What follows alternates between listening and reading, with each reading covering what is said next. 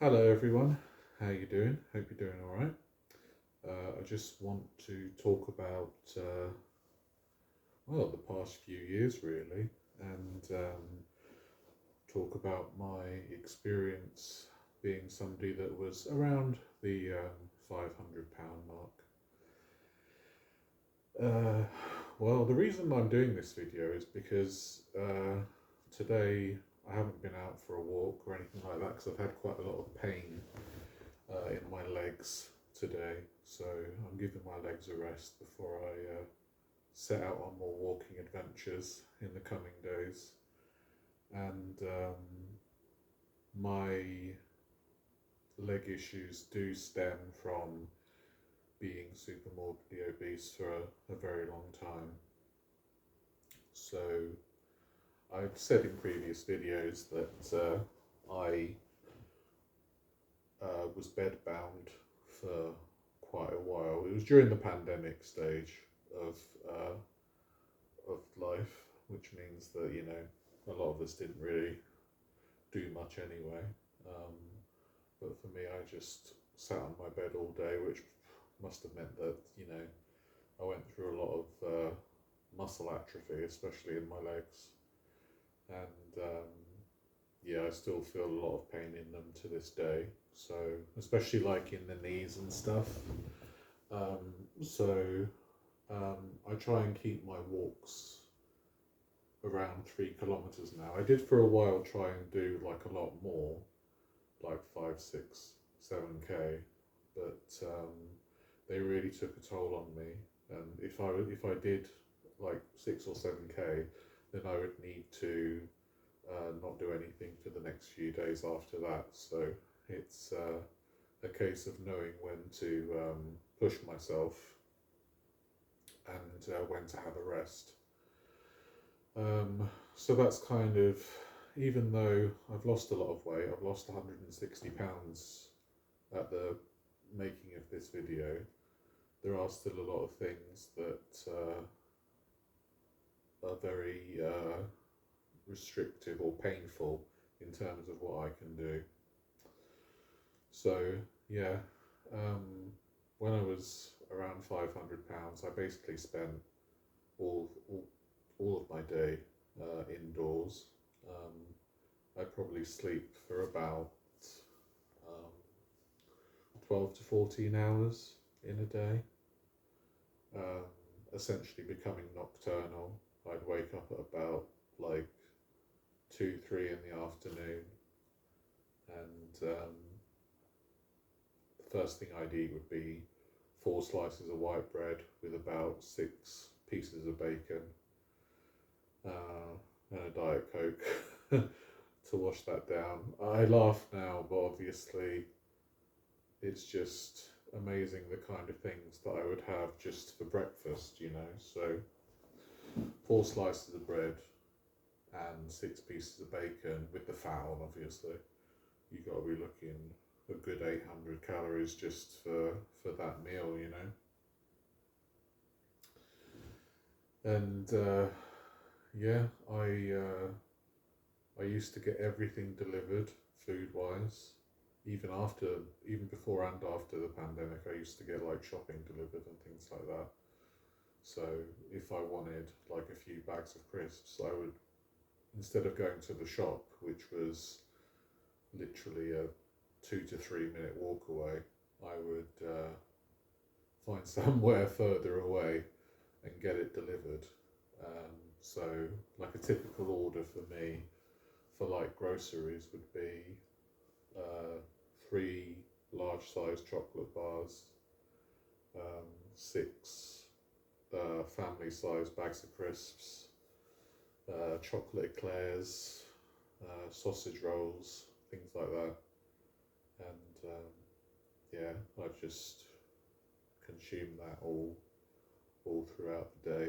And then I live with my nan, and she'd make me dinner, and that would be like meat and vegetables or some pasta based dish. It was always like a huge plate piled on. So even though there was a lot of veg, it was still like a massive portion, you know. And bless her, she did try and say things to me about my weight, but I think part of it was that she didn't um, want to upset me, I think.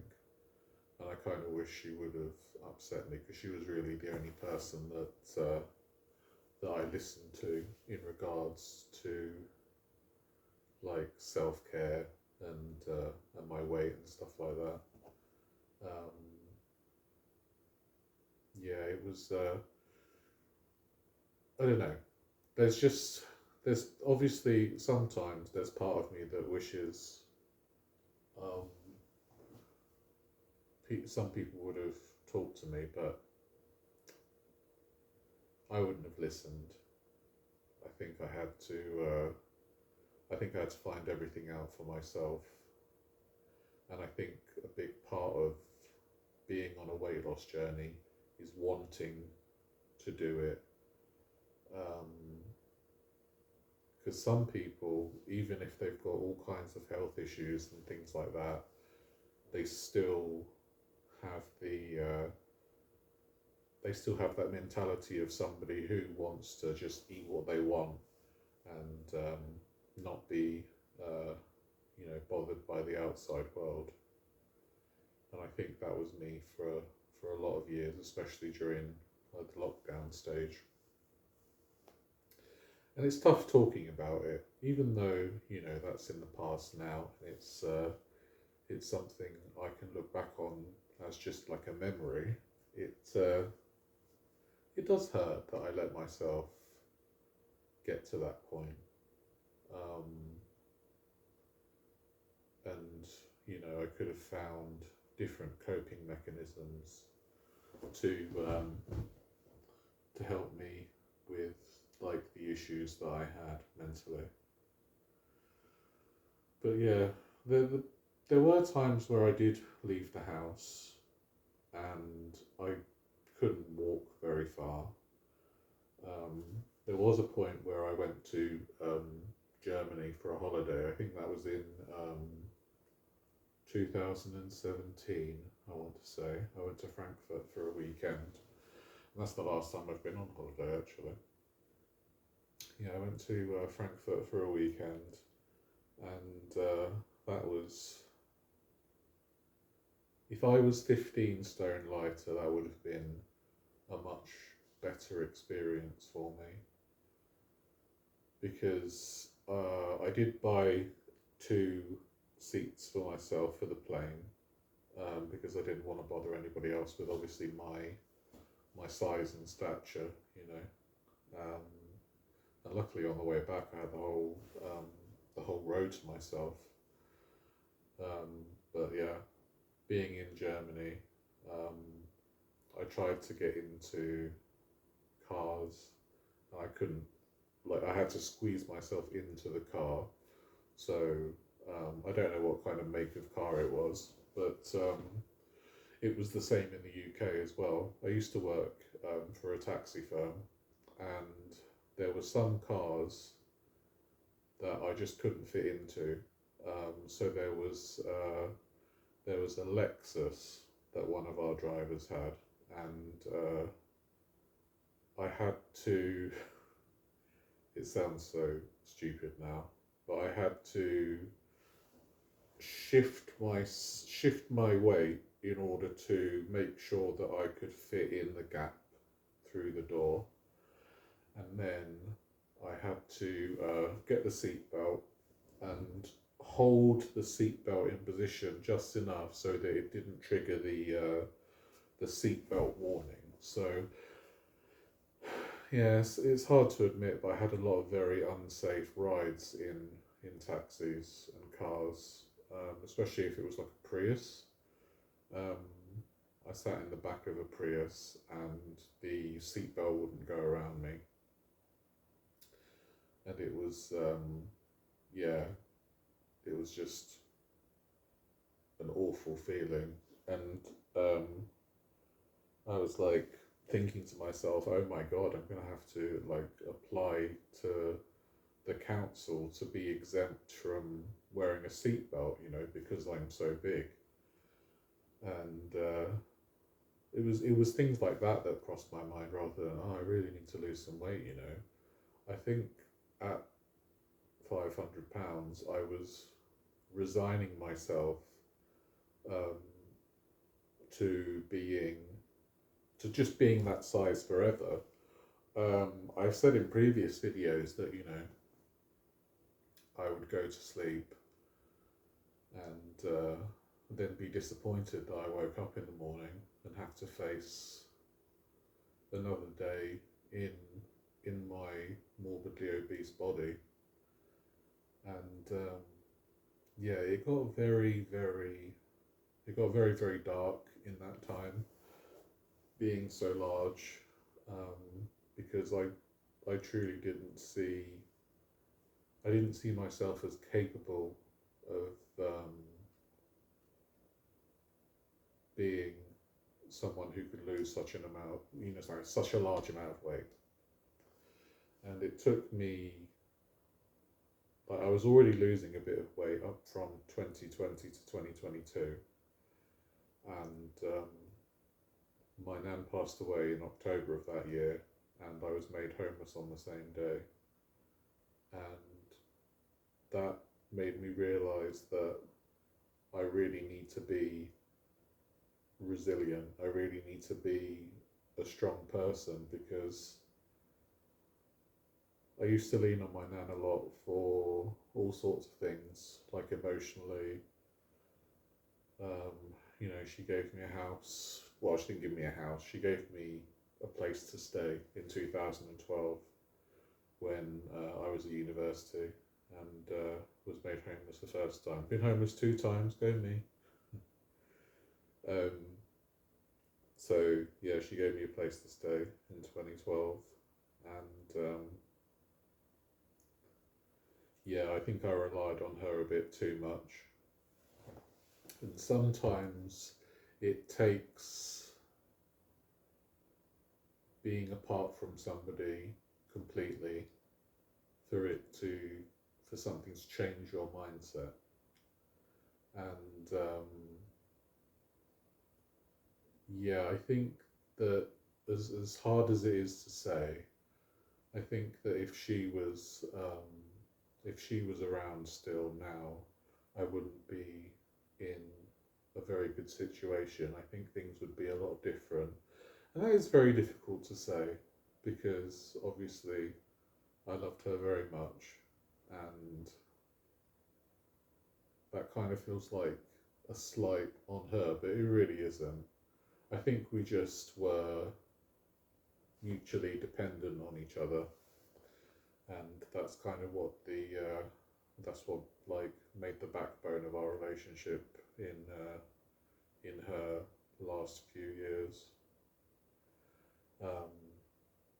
So yeah, while having somebody with you in that sense of as a family member is amazing, because they love you unconditionally, and she loved me at every single way that I was. Yeah, it's just sometimes things need to happen for you to see things from a different perspective, and that's what had to happen. Yeah, it's mad to think of it like that, really, isn't it? And I know some people have been in the same position. If you're looking after somebody, it does take its toll on you, and you have to, letting them go also sets you free, and that's what I realised when it came down to it, that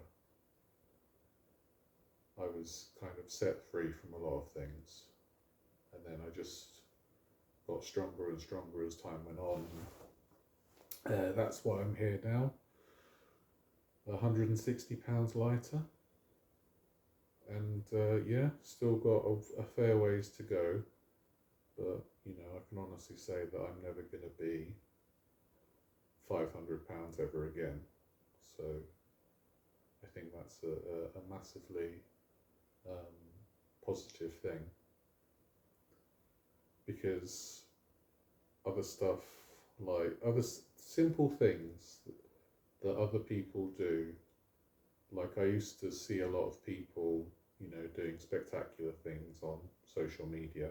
Now, obviously, everybody paints their own picture of themselves on social media, but you do see things like people on beaches and people, you know, walking in exotic places and things like that, and you just think, wow, I wish I could do that. And then there was me thinking, that like at my highest weight, me thinking that that would never be something that I could ever achieve. Um, and now I'm just thinking that it's all possible. Eventually, I'll be able to do anything. Um, and I know I'm going to have, you know, illnesses and aches and pains from my very long time as a morbidly obese person. But I think that's all going to pale in comparison to the feeling that I'm going to get in the future when I'm just able to get up and be like a normal weight and be that person who can just on a whim walk 10 or 15 kilometers in a day. Because I crave that simplicity of being able to walk and experience nature. Since I've lost the weight I've lost now, I have I have a newfound love for nature and the outside world, because a few years ago my entire world was just a little box room in a bungalow, and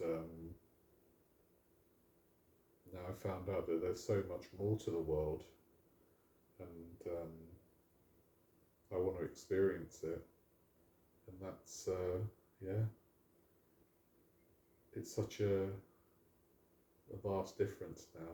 I just want to enjoy life and embrace it, and I don't think I could have done that at such a large weight, even if I did try to, with things like going on holiday and stuff like that. Which is why I see other fat people or other obese people that kind of resign themselves to their fate when they don't need to, because there's all sorts of ways that they can do something about their weight, whether that be surgery, whether that be injections, whether that be just a simple eat less, move more philosophy. There's so many things that you can do now in order to get to a healthier weight and live the life that you want to live. And I just hope that there are other people out there that see this and think to themselves that they can do what I've done as well. Which is like one of the main reasons I've started doing these YouTube videos, really, just to tell other people that it's there's never no way out. There's always a positive way to get your life back on track, and I like to think that I'm living proof of that. So yeah, that's pretty much all I've got to say today, and I want to thank you all for watching, and I'll see you in the next video. Take care, guys. Bye.